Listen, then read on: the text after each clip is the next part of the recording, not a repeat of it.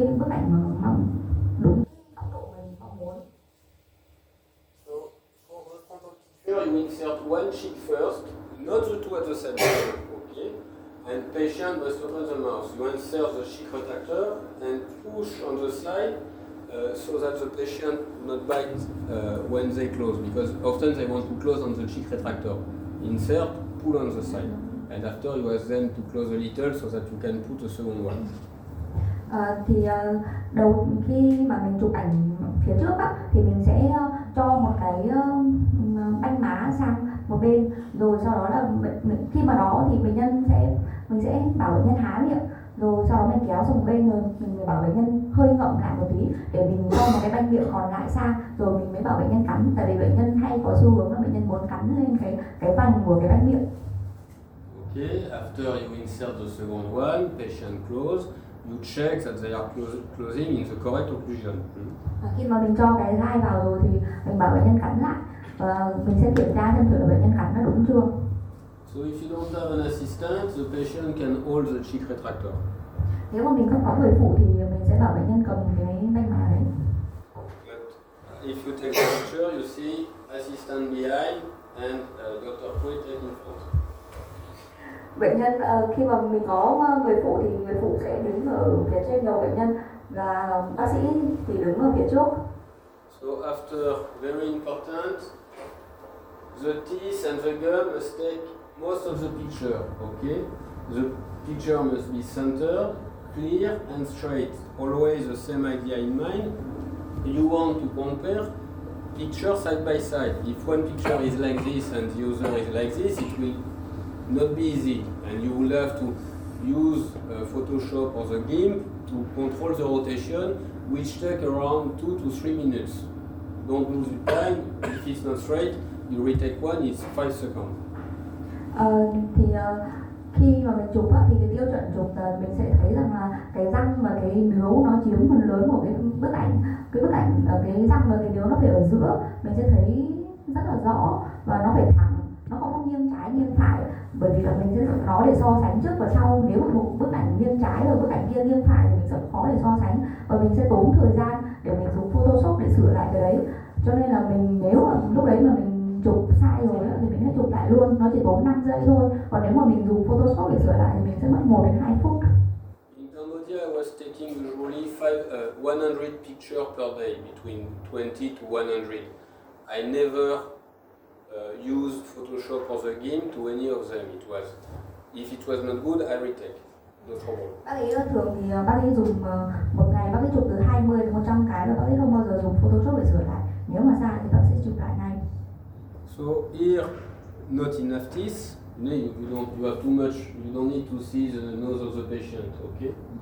Thì cái bức ảnh này sai ở chỗ là nó thấy quá nhiều thứ xung quanh và mình không có thấy đủ răng. Not enough teeth. You have bad light and it's not clear. Thì cái bức ảnh này là không thấy đủ răng, ánh sáng không có đủ và không có rõ. Here it's not straight and you don't have enough teeth. You see too much things around. Cái này cũng thấy quá nhiều thứ xung quanh, nó không có thẳng mà nó cũng không thấy đủ răng. Okay, next, lateral view. So you can use a mirror or you can also use a retractor, but I don't like to use the retractor because first you don't see the teeth at the back so well, and after you cannot have a direct view, an as good direct view as a mirror. The goal of the lateral view is to check the occlusion. Is the patient class 1, class 2, class 3? So you want to see as much perpendicular as possible. And the mirror allow you to be more perpendicular than if you just use the cheek retractor. Or if you use a cheek retractor, you can see almost only the canine and the first premolar if you really want to be perpendicular. So that's why when you look at publication, case presentation, it's almost always a mirror because you need good quality picture. So it will be, here you see it's a mirror. Thì có hai cách để mình chụp mặt bên, tức là mình chỉ dùng cách thứ nhất là mình sẽ dùng cái banh má thôi, cách thứ hai là mình sẽ dùng một cái banh má và một cái gương ở mặt bên. Và bác ấy thích dùng cái gương ở mặt bên kèm với cái banh má hơn, tại vì nếu mình dùng cái banh má thì mình sẽ chỉ thấy được cùng lắm là đến cái răng nanh thôi và mình sẽ rất là khó thấy mình rất khó để chụp có thể chụp vuông góc được với cái răng, mà cái mục đích mình chụp ảnh mặt bên là mình muốn xem và thấy cái góc cắn của mình. Nếu mà mình cứ không có chụp đúng góc cắn thì mình cũng không chụp ảnh mặt bên làm gì. Cho nên là nếu mà mình nhìn những cái bản báo cáo thì mình sẽ chỉ thấy là cái chụp cái gương mặt bên thôi, và cái gương mặt bên sẽ cho thấy là mình nhìn thấy nhiều ảnh đằng sau hơn và chụp được vuông góc hơn. You can see that it's a lingual case, you see the way here. Đây là một ca mặt lưỡi. So the lateral view on the left, assistant holds the cheek retractor with the right hand, and she holds the spray with the left hand, and the dentist holds the mirror. Why the dentist holds the mirror? Because he is the one who takes the picture, so you really want to control both mirror and camera. And that's also why I don't like to use cell phone so much, because in fact cell phones are harder to operate with one hand for taking picture. Đây là khi mà chụp ảnh mặt bên với cái gương thì khi mà chụp bên trái thì là trợ thủ sẽ cầm cái banh má ở lòng tay phải, và tay trái thì sẽ cầm cái xịt hơi, và bác sĩ sẽ cầm cái gương và chụp ảnh bằng cái tay kia. Thì bác sĩ cầm cái gương lý do là tại vì là bác sĩ cần phải chỉnh cái tóc để phải chụp được vuông góc nhất và chụp một điều đấy sang nhất có thể. Còn đó là lý do tại sao bác sĩ không thích dùng điện thoại, tại vì là điện thoại rất là khó dùng với một tay thôi. Còn dùng với DSLR thì mình di chuyển về camera là mình có thể chụp được hình rõ rồi. So on the right view, assistant holds the cheek retractor with the left hand, okay, and the hairspray with the right hand, and the dentist holds the mirror.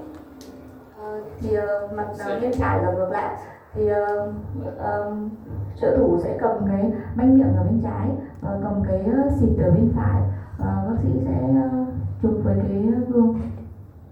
Okay, so you need the hairspray because you will have yes. Mình cần cái xịt thôi, tại vì là nó sẽ có hơi nước ở trong cái gương. So it should look like this, okay? The picture is straight because once again you take picture to compare with another picture. So you want the same angulation. You have to see mostly the teeth and the gum, have a good light and have a good retraction of the lips, okay? Thì cái tiêu chuẩn của bức ảnh cần phải thẳng để mình có thể so sánh được, và mình sẽ nhìn thấy được răng và nướu có ánh sáng tốt, và mình sẽ banh được cái môi tốt. Bad position of the mirror. Cái này vị trí gương nó sai. Okay. Here the blower is visible, the air blower is visible on the picture, so you have to explain to the assistant. She must put the air near to the mirror, but farther away. Okay.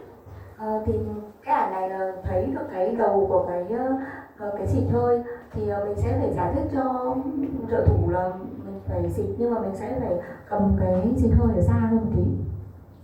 No good retraction of the cheek. Cái này không có kéo môi đủ. Okay, after occlusal, that's the hard one. Cái này là mặt nhai, chụp ảnh mặt nhai.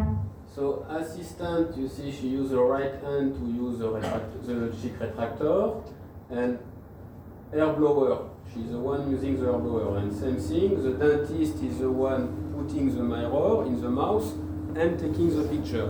After position of the dentist, it depends of your camera. Okay, with the DSLR I am like this, with the compact I am like this. So this.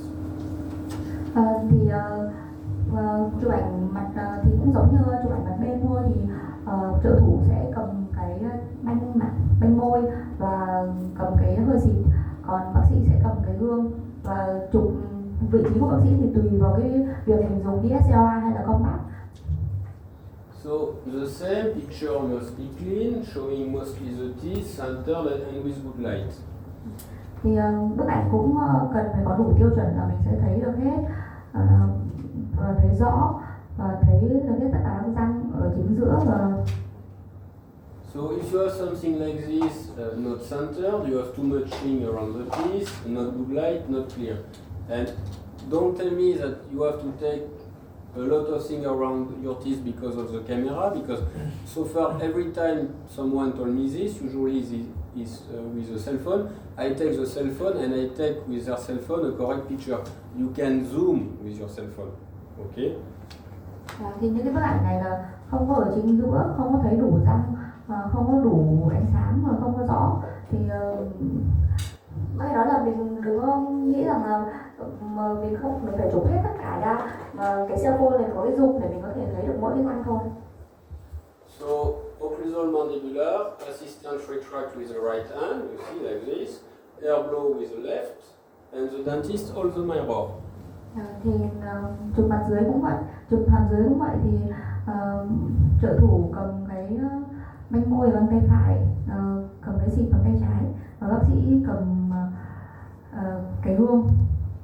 Okay, and as usual, you must have clear picture. You have to see mostly the teeth, centered and with good light.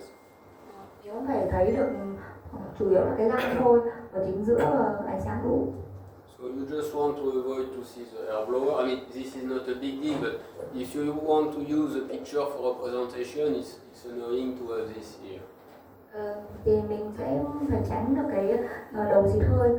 Thực ra cái này cũng không có quan trọng lắm, nhưng mà nếu mà mình muốn trình chiếu hay là show cho bệnh nhân thì cái này khá là khó chịu. And not clear. Không rõ. Okay, I mean, after extraoral picture. Chụp ảnh ngoài mặt. No, yeah, extra. So the most important picture is the frontal smile. Okay, because that's what the patients see every day in the mirror, and it's what they want to improve, the smile display. This picture is not the most important to do aligner, but it's really the most important one to discuss with the patient. They want to improve the smile. Okay, and if you speak with Invisalign Pro, I mean the teacher, they will also tell you this. The more important, frontal smile. Okay. Bức ảnh quan trọng nhất là bức ảnh mặt trước. Cái này là bức ảnh này thì là cái mà bệnh nhân thấy hàng ngày, và cái mà bệnh nhân muốn nó khác biệt hơn theo từng ngày.